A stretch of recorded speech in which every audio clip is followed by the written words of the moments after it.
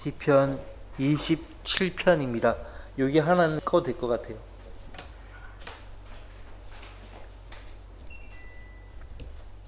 이 시편 27편의 내용을 먼저 한번 쭉 훑어보시면은 인생에 있어서 정말 가장 어려울 때 주님이 바로 나에게 유일한 힘이 되시고 소망이 되신다는 그런 노래입니다. 인생에 있어서 가장 어렵고 힘들 때, 지칠 때 주님이 나에게 힘이 되신다는 것이에요. 인생에서 힘들지 않은 그런 삶을 사는 인생은 없죠. 특히 대환란을 거치는 앞으로 환란 유대인 성도들은 정말 그 어느 때보다도 극심한 고난의 때에 있는 것입니다. 그때 이 시편 27편이 굉장한 힘이 될 것이에요. 자, 27편 1절 말씀은요, 사도 바울이 히브리서 13장에서 인용한 말씀이에요. 자, 주는 나의 빛이요 나의 구원이시니 내가 누구를 두려워하리요. 주는 내 생명의 능력이시니 내가 누구를 무서워하리요. 자, 나의 빛이요 나의 구원이시고 내 생명의 능력이시다. 이것은 우리 개개인의 간증이 되어야 합니다. 다른 사람들에게 빛이고 구원이고 생명의 능력이고 그거 중요한 거 아니에요. 나에게 주님은 어떤 분이시냐, 그것을 간증할 수 있어야 하는데, 주는 나의 빛이시다. 이 세상에 존재하는 모든 빛의 원천, 근원은 하나님이십니다. 야고보서 1장 17절 말씀에 빛들의 아버지라고, 하나님을 빛들의 아버지라고 말씀하십니다. 요한일서 1장 5절 말씀에 하나님은 빛이시오 그분 안에는 어두움이 전혀 없다고 했어요. 하나님 안에는 어두움이 전혀 없습니다. 요한복음 1장 5절 말씀에 사람들에게 비치는 생명의 빛이 있다고 했어요. 사람들의 빛은 하나님이 그들 마음속에 비춰주는 빛이에요. 생명의 빛. 근데 사람들은 어두움 가운데 있기 때문에, 어두움을 살아가기 때문에 자기들에게 비치는 그 생명의 빛이 무엇인지 모르고 있다는 거죠. 어두움 가운데 있기 때문에, 무엇보다 또 어두움을 너무나 사랑한 나머지 자기들에게 비치는 생명의 빛이 무엇인지 알려고 하지도 않아요. 거절해요. 그 빛을 거절합니다. 그래서 구원받지 못하고 있죠. 요한일서 2장 7절 말씀에 그분이 빛 가운데 계신 것 같이 우리도 빛 가운데 행하면 우리가 서로 간에 교제가 있게 된다고 했어요. 우리가 서로 간에 교제가 있게 된다. 아버지 하나님과 그 아들 하나님 예수 그리스도와의 교제가 있고 다른 신실한 성도들과의 교제가 있게 된다. 교제의 조건은 빛 가운데 있어야 한다. 빛 가운데 있어야 한다는 것이에요. 자, 주는 나의 빛이요. 누구나 다 부인할 수 없는 사실입니다. 주는 나의 빛입니다. 빛을 만드신 분이 하나님이에요. 빛이 있으라 하시니 빛이 있더라. 창세기 1장에 나오지 않습니까? 하나님은 빛이에요.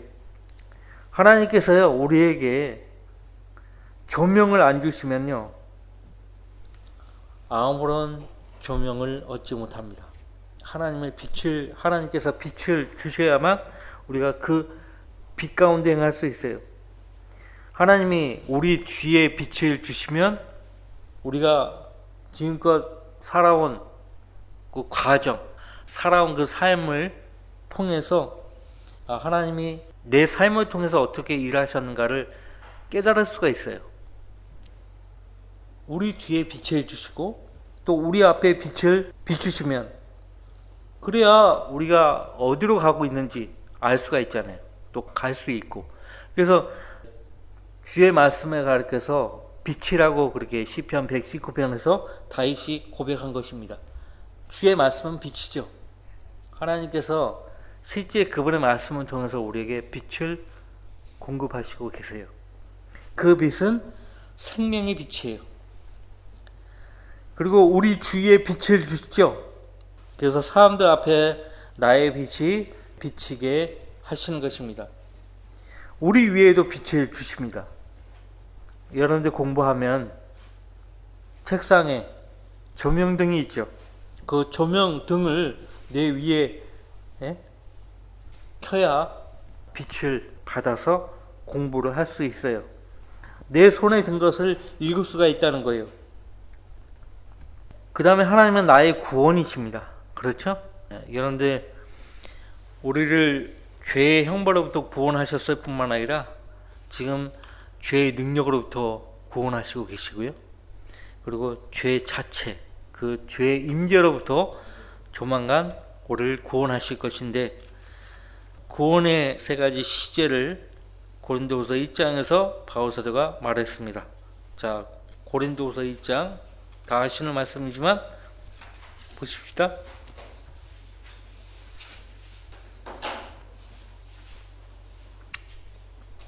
고린도후서 1장에 10절 말씀 보시면, 그분께서 하나님께서 우리를 그처럼 극심한 사망에서 구해내셨으며 또 구해내고 계시니 그분께서 여전히 우리를 구해내 주실 것이라고 우리는 그분을 신뢰하노라. 극심한 사망, 사역을 하면서 마귀편에 선 사람들로부터 대적을 받잖아요. 박해를 받고 공격을 받고, 사도행전 기록을 보면 알잖아요. 그 극심한 사망에서 구해내셨고 또 구해내고 계신다. 이 극심한 사망은 고난과 박해지만은 더 나아가 우리를 지옥의 저주에서 구원해 내신 분이 누구십니까? 주님이에요. 또 우리를 죄의 능력으로부터 구해내고 계시는 분이 누구십니까? 역시 주님이에요. 과거, 현재, 또 미래, 그분께서 여전히 우리를 구해내 주실 것이라고 우리는 그분을 신뢰하노라. 믿죠? 우리는 그 죄 자체로부터 구원받을 것이에요. 이제 우리가 변화받아 하나님 편에 올라가면 우리는 더 이상 죄를 못 보는 거예요. 죄를 보고 싶어도 못 봐요. 볼 수가 없게 돼요. 자, 다시 시편 27편으로 돌아와서요. 주는 나의 빛이요 나의 구원이시니 내가 누구를 두려워하리요. 주는 내 생명의 능력이시니 내가 누구를 무서워하리요. 내 생명의 능력이시니, 주님은 우리의 생명 그 자체이시죠. 그죠? 그래서 사도행전 17장 25절 말씀에서 바울 사도가요, 이방인들을 향해서 설교하죠. 그분이 만민에게 생명과 호흡과 만물을 주심이라. 모든 이 땅에 태어난 모든 사람들에게 하나님이 생명을 주시고 호흡을 주시고 만물을 주셨다. 만물, 사람이 살아갈 수 있도록 모든 환경과 여건을 조성해 주신 분이 주님이십니다. 먹고 마시고 살 수 있는 모든 것을 공급하신 분도 주님이세요. 근데 사람들은 그거 모르고 사는 거예요. 17장 28절, 사도행전 17장 28절에서 우리는 그분 안에서 살고 움직이며 존재하느니라. 사람들은 몰라요. 하나님 안에서 살고 움직이고 존재하고 있다는 것을 몰라요. 그러니까 아담의 후손으로 태어나서 하나님으로부터 생명을 얻어 생명을 가지고 살고 있고 그 생명으로 움직이고 있고 존재하고 있다는 것을 말합니다. 근데 하나님 원하시는 것은 그들이 죄의 형벌에서 구원을 받아 영원한 생명 얻고 그 영생을 누리며 사는 것을 원하시는 거죠. 그 생명은 단순한 생명이 아니에요. 끝없는 생명이에요. 영원한 생명이라고요. 그 영원한 생명에는 능력이 있습니다. 능력이 있어요. 그런데 골로새서 3장 1절 말씀 보세요. 우리가 받은 이 생명은요, 그 누구도 앗아갈 수가 없어요. 이 생명은 그리스도 안에서 감춰져 있는 생명입니다. 그리스도 안에서 감춰져 있는 생명이에요. 3장 3절, 이는 너희가 죽었고 또 너희의 생명이 그리스도와 함께 하나님 안에 감추어졌기 때문이라. 우리의 생명이신 그리스도께서 나타나실 때 그때 너희도 그와 함께 영광 가운데 나타날 것이라. 주님은 장사 지냈다가 죽은 자들 가운데서 부활하신 분이시고 지금도 살아 계신 분이에요. 우리 생명이에요. 그분이 더 이상 죽지 않으시고 살아 역사하시는데, 그래야만 그분을 믿고 생명을 얻은 그분의 자녀들이 영원히 살 수가 있는 거예요. 예수님 다시 죽는다? 그러면 우리 생명은 끝이 나는 거죠. 우리의 생명이신 그리스도께서 이제 조만간 나타나시는 거예요. 오시는 거죠. 오시는 거예요. 이 생명에는 능력이 있습니다. 내가 누구를 무서워하리요? 여러분들 두려울 거 있어요? 무서운 게 있습니까? 예수 그리스도, 하나님보다 더 무서운 것이, 두려운 것이 있으면 곤란합니다. 2절 말씀으로 가시면, 악한 자들 곧 내 원수들과 대적자들이 내 살을 먹으려고 내게 왔다가 걸려 넘어졌도다. 내 살을 먹으려고. 배고파서? 그것이 아니에요. 다윗이라는 존재 자체가 이 세상에서 없어져야 되거든요. 없애버리려고 살을 먹기 위해 다윗에게 왔다가 걸려 넘어지는 거예요.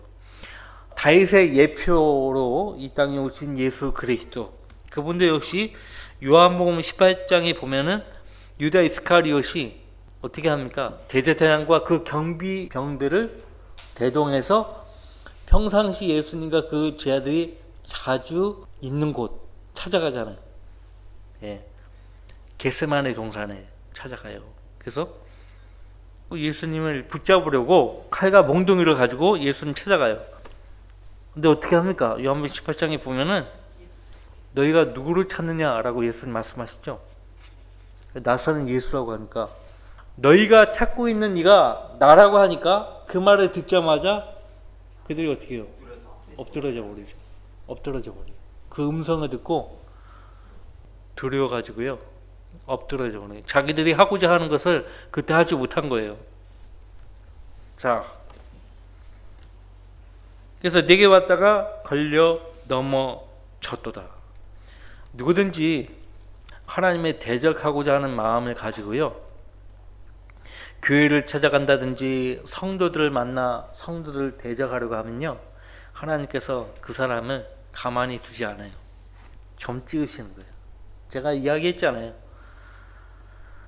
바울 사도와 같은 사람이 대표적인 예인데, 정말 가나간 방법으로 그리스도인들을 대적했던 사람들은 주님이 구원하셔가지고요, 다른 사람들을 구원하는데 도구로 사용하신다고요. 하나님은 그런 분이에요. 하나님은 그런 분이에요. 자, 내 살을 먹으려고. 실제 대환란 때요, 유대인들이 적그리스도에게 붙잡혀가지고요, 목배임 당하고 제물로 먹힘을 당합니다. 이것이 이제 이사야서 6장에 나오는 말씀이에요. 예언되어 있어요. 근데 적그리스도에게 자기 백성을요, 제물로 바치는데 부역하는 사람들이 있어요. 미카서 3장에 그들이 누구인가요? 지도자들이에요. 이스라엘 지도자들.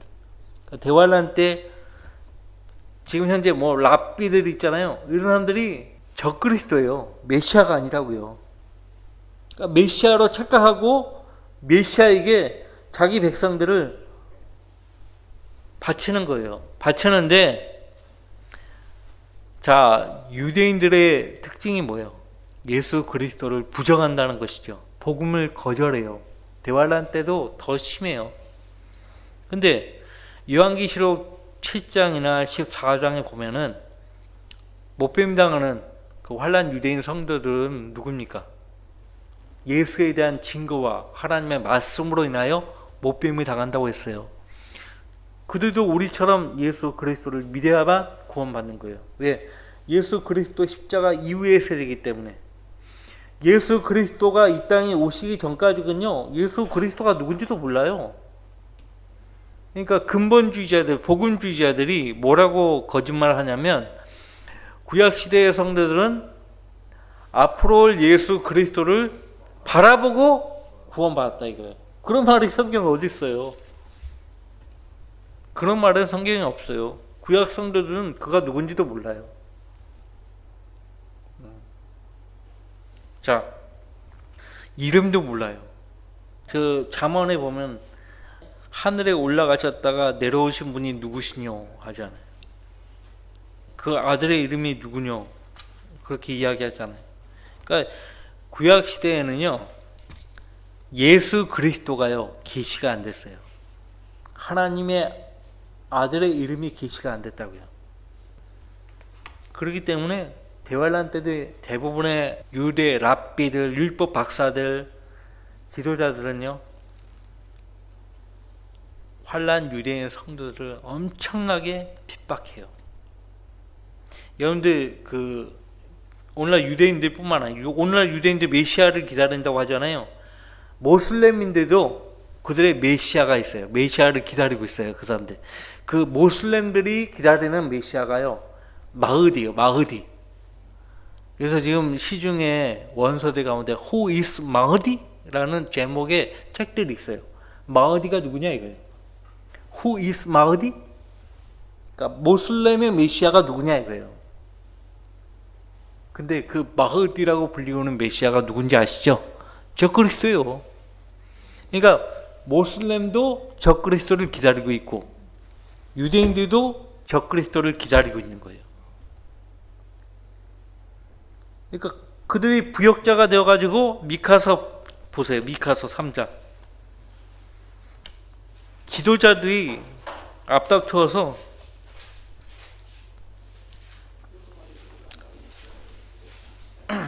그 3장 미카서 3장 1절에 또 내가 말하였도다 오 야곱의 우두머리들과 너희 이스라엘 집의 통치하더라 내가 너희에게 청하노니 들으라 공의를 알아야 하는 자가 너희가 아니냐 너희가 선을 미워하고 악을 사랑하고 그들에게서 가죽을 뜯어내며 그들의 뼈에서 살을 뜯어내고 너희가 또 내 백성의 살을 먹고 그들에게서 가죽을 벗겨낸도다.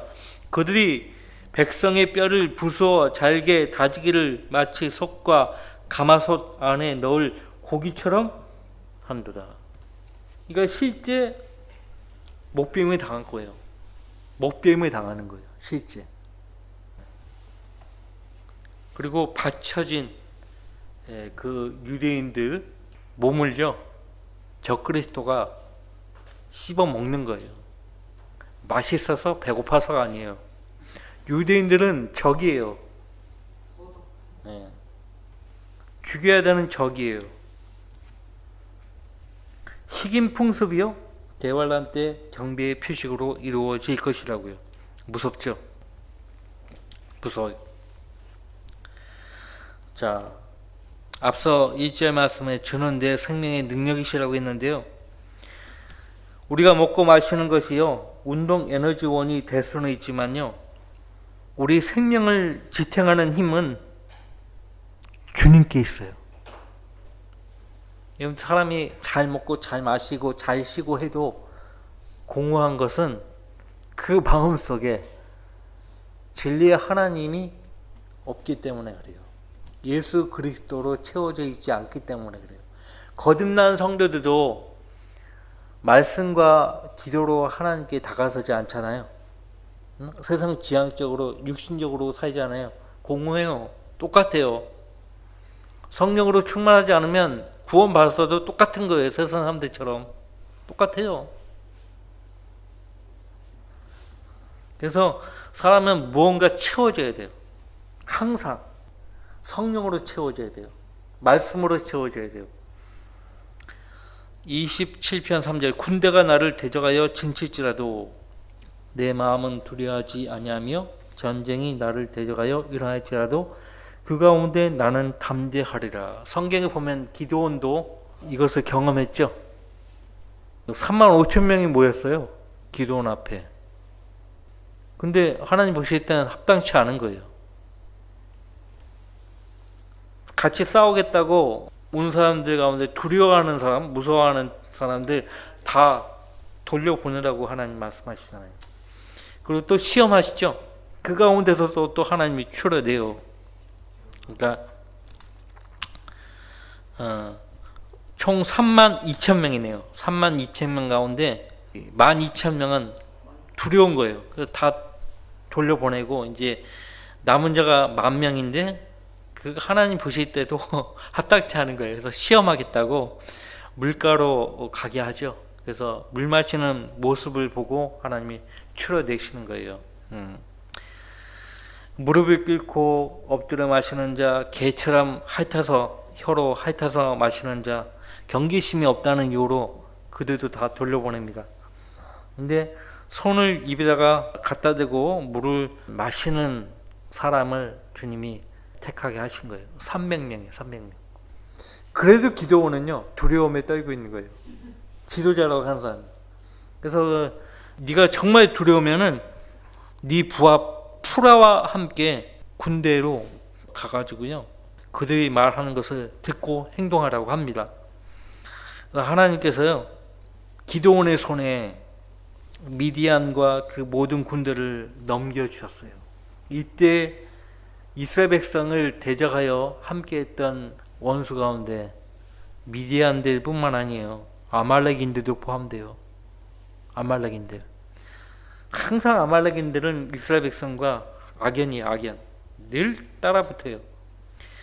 또 사무엘하 10장에 보면 요압 군대 대장이 나오죠. 자기 동생과 싸우는데 하나님이 자기들과 함께 했다는 걸 확신하고 있는 거예요. 그래서 싸움에서 이기게 하시죠. 다윗도 마찬가지예요. 히스기야 왕 보세요. 기도하니까 그날 주의 천사를 하나님께서 보내셔가지고 하룻밤 사이에 아시리아 군대 18만 5천 명을 다 칼로 그냥 다 진멸하시잖아요. 자, 하나님만을 신뢰하면 하나님께서 그 다음 모든 것을 책임져 주신다고요. 군대가 나를 대항하여 진칠지라도 내 마음은 두려워하지 아니하며 전쟁이 나를 대항하여 일어날지라도 그 가운데 나는 담대하리라. 이미 그 앞에서 그 다윗이요 어떻게 합니까? 주님을 신뢰하는 그 믿음으로 행동하잖아요. 전쟁에서 그렇게 행동한다고요. 내가 주를 의지하고 군대 속을 통과해 달렸으며 내 하나님을 의지하고 성벽을 뛰어넘었음이니이다. 이것이 시편 18편 29절 말씀이에요. 시편 18편 29절. 다윗은 그때 그 시편 18편 34절 말씀에서 하나님이 그의 손을 가르쳐서 전쟁이 임하게 하셨다라고 말했습니다. 손을 가르쳐서 전쟁이 임하게 하신 분은 하나님이십니다. 두려워하고 무서워할 필요가 없어요. 군대가 나를 대적하여 진칠지라도 내 마음은 두려워하지 아니하며 전쟁이 나를 대적하여 일어날지라도 그 가운데 나는 담대하리라. 이 담대함은 어디에서 나오는 것이에요? 주님을 믿는 믿음에서 나오는 것이죠. 자, 4절은 지난주에 우리가 먼저 26편 8절에서 다윗이 자신의 소망을 말했었죠.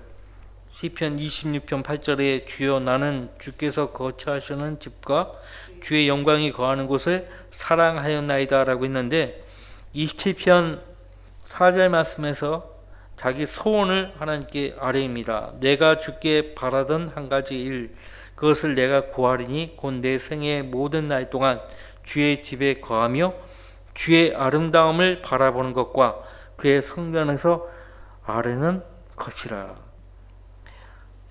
다윗 당대에는요 성전이 없었어요. 그냥 모세의 회중의 성막뿐이 없었어요. 회중의 성막뿐이 없었어요. 궁극적으로 하나님이 임재하시는 곳을 가리킵니다. 그때나 현재 지금이나 하나님께서 임재하시는 곳은 어디입니까? 현재 우리 몸이 성전이죠. 근데 궁극적으로 우리가 돌아갈 영원한 본향, 거기서 우리는 주님을 늘 바라볼 거고 또 주님과 교제를 할 것이에요. 그것을 구하는 거예요. 우리 기도가 그거 아닙니까? 자, 성경 마지막 장 마지막 구절에 어떻게 귀결이 되고 있습니다. 아멘 주 예수여 오시옵소서. 아멘 주 예수여 오시옵소서. 내가 반드시 오리라 했을 때 아멘 주 예수여 오시옵소서. 예, 오셔야 돼요. 아직 오시지 않았는데 어떤 사람들은 거짓말하고 있죠. 이미 왔다는 거예요. 이미 왔으면 지금 뭐 하는 거예요? 예? 자, 내가 주께 바라던 한 가지 일, 그것을 내가 구하리니 곧 내 생애의 모든 날 동안, 내 생애의 모든 날 동안 주의 집에 거하며 주의 아름다움을 바라보는 것과 그의 성전에서 아뢰는 것이라. 학교 다닐 때 이 구절을 암송했거든요. 예, 암송했어요. 개혁성경으로. 보통은 이제 교회라고 이야기하는데, 그래서 매일 교회에서 모임을 갖고 했단 말이에요. 물론 우리가 주님의 이름으로 모이는 그 모임을 아주 중시하죠. 주님의 이름으로 모이는 모임. 두세 사람이 내 이름으로 모이는 곳에 나도 그들과 함께 있겠다고 주님이 친히 말씀하셨어요. 그리스도인이라고 하는 사람이 주님의 이름으로 모이는 그 모임에 대해서 별로 이렇게 소홀히 한다고요? 그 그리스도인이라고 할 수 없어요. 여러분은 오늘 그리스도인이기 때문에 열일을 다 지치고 주님의 이름으로 모인 기도에 참여하신 거예요. 5절, 그가 고난의 때에 나를 그의 처소에 숨기시리니 그가 그의 성막의 은밀한 곳에 나를 숨기시며 나를 반석 위에 두시리라. 처소, 성막의 은밀한 곳, 반석. 반석은 바로 예수 그리스도 자신을 가리키죠. 예. 자, 5절, 고난의 때라고 나옵니다. 성경에서 이 고난의 때라는 이 분명한 표현이요, 여기만 나오지 않죠. 어디 나오죠? 여러분이 알고 있는 모든 성경의 장절을 다 이야기해 보세요. 고난의 때 어디에서 제일 먼저 나왔어요? 예, 야곱의 고난의 때라고 예레미야서 30장에 나오죠. 그리고 또 어디에 나와요? 예레미야서 30장 7절 말씀 외에 시편에도 나오고, 물론. 자, 이 고난의 때는요, 특별히 이스라엘 백성과 연관된 때인데 대환란입니다. 다니엘서 9장 또 12장 1절에 이 표현이 나옵니다. 다니엘서 12장 1절 말씀 보세요. 다니엘서 9장 25절에는 고난스러운 때들이라고 그렇게 나와 있고요. 다니엘서 12장 1절에 고난의 때라고 나와 있습니다. 그때에 미카엘이 일어서리니 이는 내 백성의 자손을 위하여 일어서는 위대한 통치하라. 또 고난의 때가 있으리니 그것은 민족이 생긴 이래로 그때까지 결코 없었던 것이라. 그때 내 백성이 구제될 것이니 곧 그 책에 기록되어 발견될 모든 자들이라. 미카엘은 천사장인데요, 이스라엘 백성이 아주 위기에 닥치면은 반드시 출동하는 천사장이에요. 누가 보면은 가브리엘 천사장이 나와요. 가브리엘이 소식을 전하죠. 그 가브리엘도 천사장이에요. 성경에는 그 가브리엘과 미카엘 외에는 이름이 언급이 안 돼 있어요. 루시퍼는 천사가 아니에요. 그룹이에요. 로마 카톨릭은 루시퍼라는 표현을 안 써요. 라파엘이라는 말을 쓰거든요. 라파엘. 그러면서 이제 천사장이라고 하는데 거짓말이에요. 라파엘, 루시엘. 라파엘, 루시엘 성경에 없어요. 그런 천사 이름.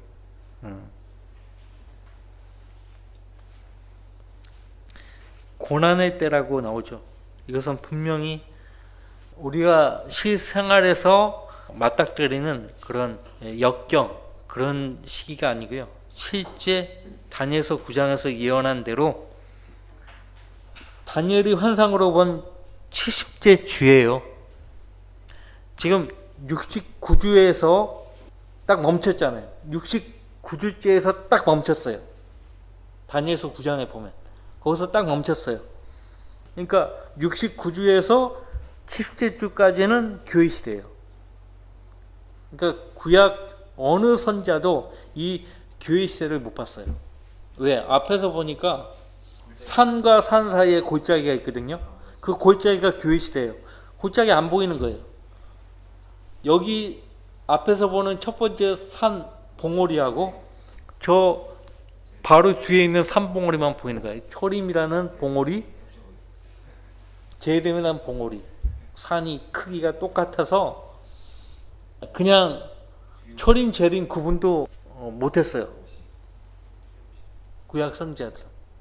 그냥 오신다. 주님이 오신다. 그만 본 거예요. 이제 우리는 이제 뒤에 와서 지나간 과거를 보니까 이게 보이잖아요. 또 성경으로 성경 전체 하나님의 역사를 통해서 보니까 이 청사진을 딱 펼쳐놓고 보니까 다 보이잖아요. 제가 기계 제도를 배웠거든요. 크라스 나킨 목사가 기계 제도 그 장인이에요. 마스터. 그 재능으로 성경을 보니까 그렇게 그림이 나오는 거예요. 자, 이게 기계 제도를 하면은 이 모든 것을 도면으로 그려낼 수 있는데 정면도가 있어요. 그 다음 측면도가 있고요. 뒤에서 보는 배면도가 있어요.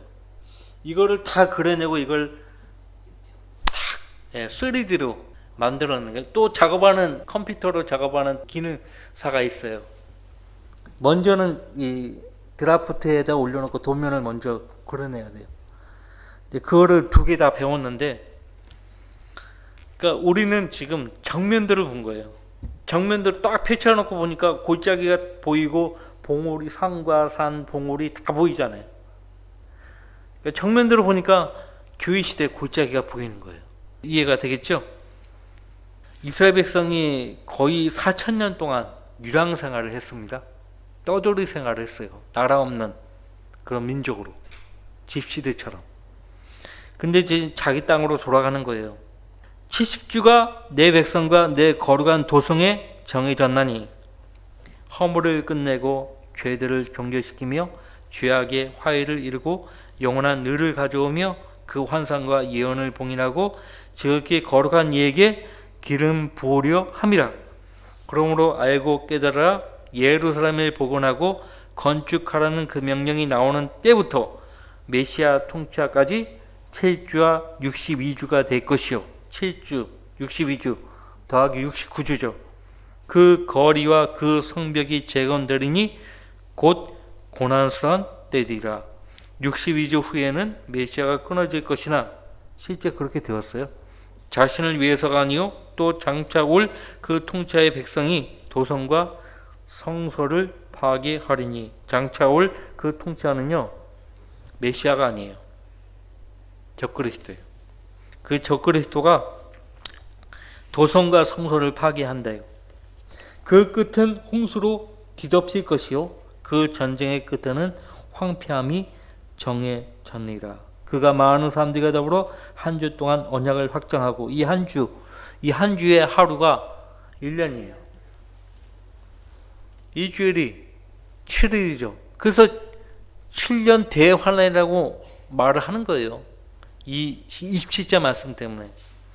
그 주의 중간에 그가 희생기와 예물을 금지시킬 것이요 그는 가증함을 확산시킴으로 황폐케 하리니. 진멸할 때까지 할 것이며 정해진 것이 황폐한 자에게 쏟아지리라 하더라. 그 주의 중간에 후 3년 반이죠.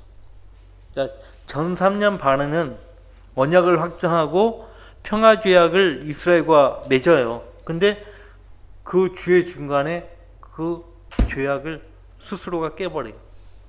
우린 다니엘의 예언을 통해서 아는 겁니다. 이 고난의 때는 바로 야곱의 고난의 때, 다니엘이 환상으로 본 70째 주를 가리키는 거예요. 지금은 70째 주가 아니에요. 교회 시대예요.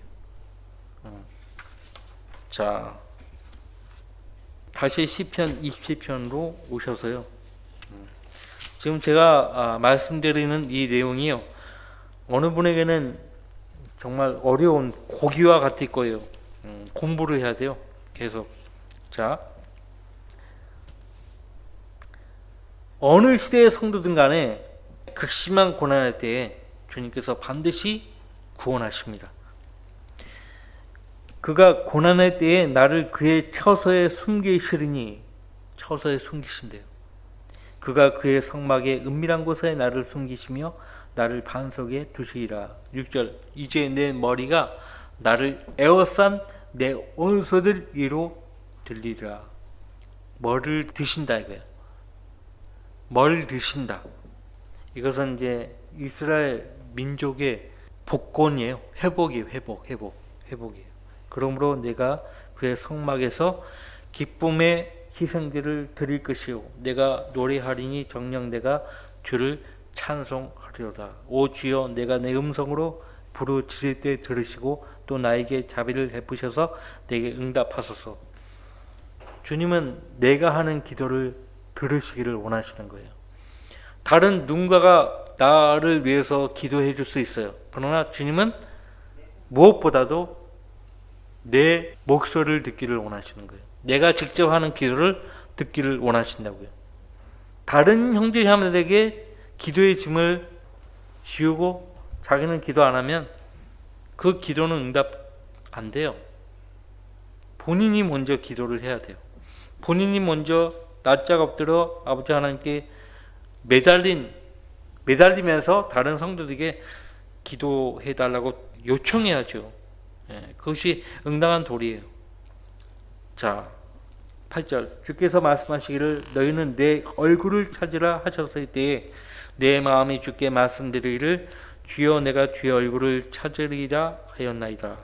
주의 얼굴을 내게서 숨기지 마시고 주의 종을 노하심으로 버리지 마소서. 물론 이스라엘 백성과 연관된 말씀이지만 이것을 영적으로 우리에게 적용한다 그러면 하나님께서 그분의 얼굴을 우리에게 돌리실 수 있어요. 우리가 그분의 뜻에 어긋나게 행동하고 살면 주님께서 나에게서 그분의 얼굴을 숨기신다고요. 그러니까 내가 어떤 기도를 해도 하나님이 내 기도에 경청하지 않으세요. 그리고 종으로서 버림받을 수 있어요. 우리가 이제 그분의 자녀이기 때문에 버림받지 않아도 종이라는 이유 때문에, 종으로서 주님이 명령하신 바를 소홀히 하면 버림받을 수 있어요. 바울 사도가 고린도서 9장에서 두려워했던 것이 그것이에요. 버림받는 거. 하나님께 쓰임받다가 버림받는 걸 바울 사도가 두려워했다고요. 이걸 감리교에서는 구원을 잃어버릴 수 있다는 구절로 가르칩니다. 근데 고린도서 9장 어디에도 구원과 연관해서 한 말은 나오지 않아요. 구원보다도 거기 보면 계속 그 일꾼에 대해서 언급을 계속 하잖아요. 포도원에서 일하는 일꾼. 자, 거기 잠깐 이해를 돕기 위해서 고린도서 9장에 보시면은 사역에 있어서 하나님께 버림받을 수 있어요.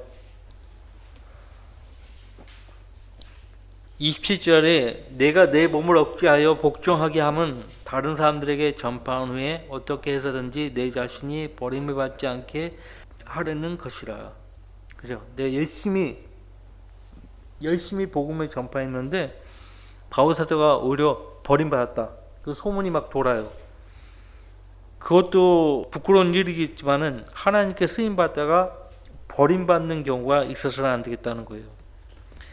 자, 하나님이 쓰실 때 우리 몸의 도구로 쓰시는데 그것을 아는 내가 내 몸을 함부로 방치해요. 응?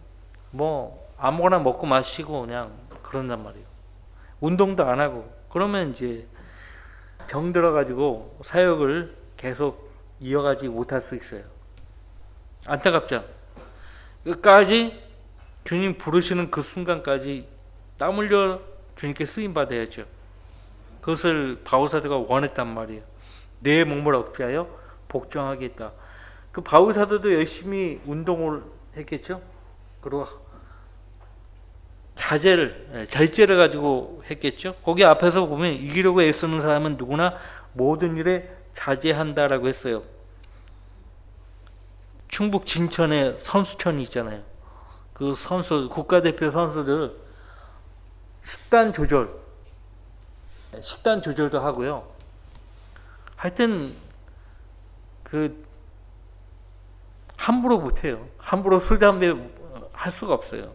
나라의 몸이에요. 국가의 몸이에요. 국가대표니까. 우리 몸이 아니에요. 주님의 몸이에요. 그래서 자제하지 않으면 안 되는 거죠. 그 성령의 9가지 열매 가운데 하나가 뭐예요? 절제가 있어요. 절제. 그죠? 시간 사용에 있어서도 절제해야 되고, 먹고 마시는 것, 모든 것이 절제가 있어야 돼요. 자, 그래서 너희의 생활 방식에 탐욕이 없도록 하라고 했죠. 그래서 다윗도 역시 주의 종을 노하심으로 버리지 말아달라고 요청했고, 주께서 나의 도움이 되셨으니 9절 오 내 구원의 하나님이여 나를 떠나지 마시고 나를 버리지 마소서. 근데 이제 우리는 히브리서 13장 5절 말씀에 주님께서 내가 너희를 떠나가지 아니하고 버리지 않겠다고 약속하셨어요. 그래서 너희의 생활 방식에 탐욕이 없도록 하고 현재 가진 것들로 만족하라. 이는 그가 말씀하시기를 내가 너를 떠나지 아니하고 너를 버리지 아니하리라고 하셨습니다. 그러므로 우리가 담대히 말하기를 주는 나를 돕는 분이시니 사람이 내게 무엇을 하든지 내가 두려워하지 아니하리라 하노라. 그죠? 하나님은 우리를 버리지 않습니다. 사역에 있어서는 버림받을 수 있다는 걸 염두하십시오. 10절 내 아버지와 내 어머니가 나를 버릴 때에도 주께서는 나를 받아주시리이다. 내 아버지와 내 어머니가 나를 버릴 때에도. 물론 다윗의 생애에서 그 부모가 다윗을 버린 적은 없어요. 그 부모가 어려울 때 다윗이 그 부모를 모셨었어요. 근데 이것은 이제 다윗 개인의 말보다도 여러분들 잠깐 이사야서 49장 보시면요.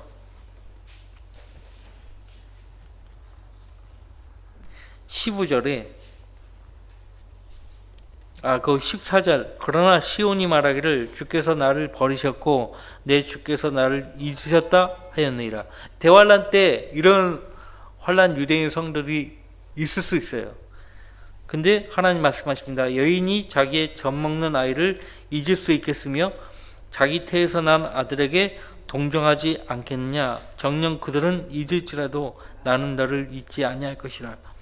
자, 여인이 부모가 그 자식을 잊을 수 있다는 거예요. 하지만 나는 너희를 잊지 않을 것이다.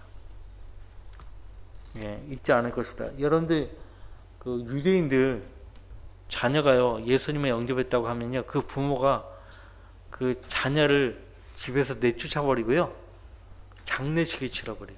장례식. 자식이 살아있는데 너는 이제부터 내 자식이 아니야. 내쫓아 버리고요 장례식까지 치러버리는 거예요. 호적에서 그냥 파버리는 거예요. 그렇게 핍박을 해요. 인도의 그 왕자입니다. 왕자의 후예인데 사두라고 해요. 사두 썬다스이 있어요. 들어보셨는가 몰라.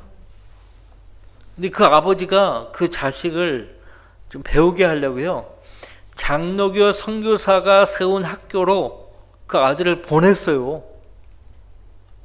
그 아버지가 썬다스를 그 학교에 보냈다고요. 가서 공부하라고. 서양 사람에게서 가서 그 배우라고. 영어도 배우고 수학도 배우고 배우라고. 근데 구원을 받은 거예요. 선다스이 구원을 받아가 집에 와가지고 아버지, 어머니 전부 형, 누나들 앉혀놓고 복음을 전한 거예요. 그러니까 아버지가 막 열받아가지고요. 어느 한날 상다리가 부러지도록 잔치를 한 거예요. 영문도 몰라요. 썬다스는. 근데 그 밥에다가 독약을 탄 거예요. 썬다스이 그 독약이 있다는 걸 안 거예요. 눈치채고요. 토를 하면서 집을 나갑니다. 어떻게 생활할게요? 히말라야 그 산에서요. 그 산 중턱에서 사는데 남이 밭을 읽으면 그 도와주면서 먹으면서 사람들에게 복음을 전하고 그렇게 산 거예요. 많은 인도인들에게 복음을 전했어요. 구원받게 했어요. 부모로부터 버림받아도 하나님은 절대 버리지 않습니다. 11절 오 주여 내게 주의 길을 가르쳐서 내 원수들로 인하여 나를 평탄한 길로 인도하소서. 나를 내 원수들의 뜻에 넘겨주지 마소서. 이는 거짓 증인들이 잔인함을 내뿜는 자들처럼 나를 대적하여 일어섰기 때문입니다. 산자들의 땅에서 주의 선하심을 보리라고 믿지 아니었더라면 내가 세전에 졌으리라. 너는 주를 기다리라. 담대하라. 그리하면 그가 네 마음에 힘을 주시리라. 내가 말하노니 주를 기다리라. 주를 기다리라. 누구에게 하는 말이에요? 지금 지쳐있는 성도에게 하는 말이에요. 지쳐있다 싶을 때 이 시편 27편을 묵상해 보세요. 예, 주님이 나에게서 멀리 떨어져 계시는 분이 아니에요. 예. 자, 우리 마음에 힘을 줄 수 있는 분이십니다. 우리가 이제 하늘에 썩지 않고 세전하지 않는 유업을 하나님께서 간직해 주셨다고 믿는다면 소망해야 돼요. 예, 그 소망을 가진 성도들은 절대 세잔하지 않습니다. 예. 자, 28편 다음 주에 보겠습니다.